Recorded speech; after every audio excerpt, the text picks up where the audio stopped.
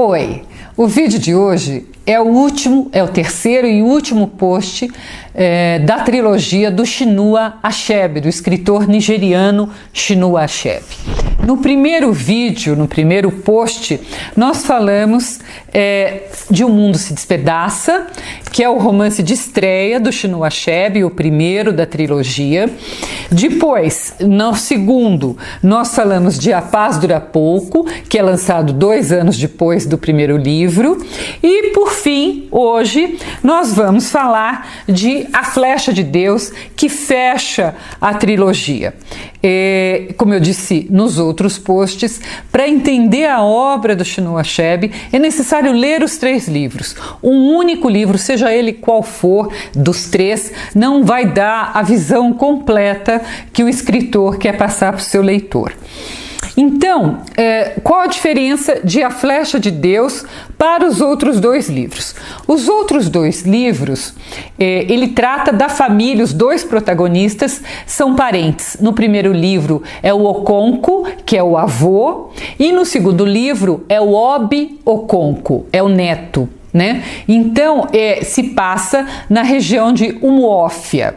Neste terceiro livro, não mais.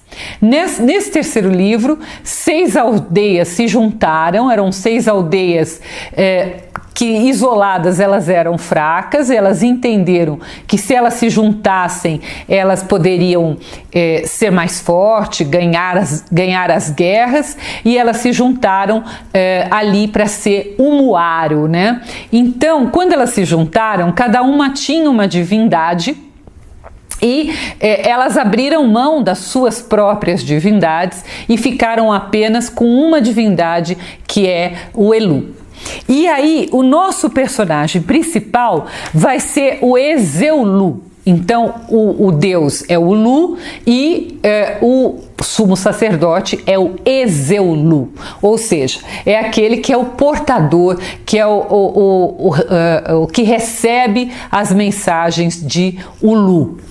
É uma visão diferente, porque agora é a visão da hierarquia da aldeia que vai estar sendo questionada. Porque mesmo que aquelas aldeias que tinham outras divindades tivessem concordado em viver sob apenas uma divindade, alguns homens ficaram ressentidos. Então, Ezeulu, que é o sumo sacerdote das 6 aldeias, já vai ter que enfrentar algumas fragilidades que ficaram dessa unificação.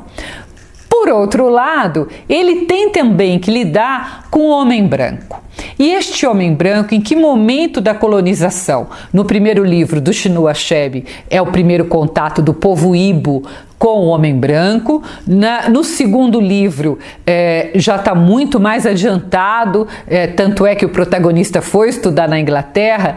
Neste momento do terceiro livro, o homem branco está fazendo uma estrada que vai unir a aldeia do Ezeulu com onde ele fica, onde o homem branco se estabeleceu. E eu acho a figura da estrada que o Chinua Achebe escolheu, eu acho ela fortíssima, porque a estrada é o último elo. Então, quando a estrada está concluída, o homem branco chegou completamente, né? Não dá mais como reverter isto, né? Então, por isso que eu acho que a trilogia ela foi muito feliz na medida que ela foi avançando e nos mostrando essa colonização britânica da Nigéria. E o Ezeulu, ele vai ser um sacerdote, no mínimo um homem um pouco diferente, porque ele vai mandar o seu filho Odushi estudar com o homem branco. Então já havia algum ressentimento por Ezeulu ser o único sumo sacerdote na unificação das aldeias, e esse ressentimento vai aumentar um pouco, porque ele vai ser questionado. Como assim mandar o próprio filho estudar com o homem branco? E o Odushi, à medida que ele vai convivendo com o homem branco, ele vai também questionando as antigas tradições do seu próprio pai e as tradições da sua aldeia, o que provoca nos outros moradores um grande estranhamento, porque se o filho do sumo sacerdote pode questionar, as tradições, por que os outros não podem, né? Então, acho que este é o momento derradeiro da história, é o momento que o homem branco aparece como a grande opção. Então, se o meu sumo sacerdote diz para eu fazer algo que eu talvez não concorde, eu não tinha para quem recorrer antes do homem branco. Agora eu tenho o homem branco que questiona, claro, todas as tradições daquele pessoal, daquela aldeia, né? Então, todo o ressentimento, né? Filhos gêmeos que eram considerados não boas pessoas para continuar vivendo, enfim, tudo que era muito rígido naquela cultura, o homem branco aparece como uma opção. Eu acredito que a gente fecha aqui a trilogia do Chinua Achebe. Vale a pena pesquisar um pouco mais sobre a vida dele. Ele é considerado, sim, um dos grandes escritores africanos e, como eu disse lá no primeiro post, o precursor, o pai da literatura nigeriana, né? Que hoje a gente tem vários, né? Como, por exemplo, a Chimamanda, que está muito em evidência.